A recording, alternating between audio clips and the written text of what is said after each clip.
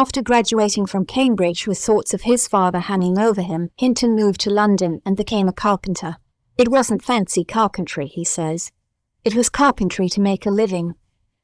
That year he read The Organisation of Behaviour, a book written by a Canadian psychologist named Donald Hebb, that aimed to explain the basic biological process that allowed the brain to learn.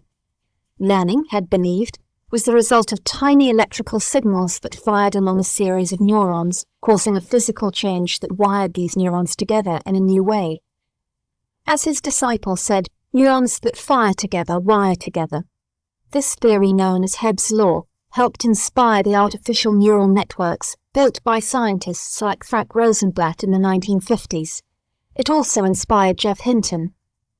Every Saturday he would carry a notebook to his local public library in Islington, North London, and spend the morning filling its pages with his own theories of how the brain must work, building on the ideas laid down by Hebb.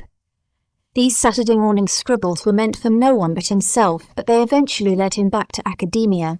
They happened to coincide with the first big wave of investment in artificial intelligence from the British government and the rise of the graduate programme at the University of Edinburgh. In these years, the cold reality was that neuroscientists and psychologists had very little understanding of how the brain worked, and computer scientists were nowhere close to mimicking the behaviour of the brain. But much like Frank Rosenblatt before him, Hinton came to believe that each side, the biological and the artificial, could help the other move forward.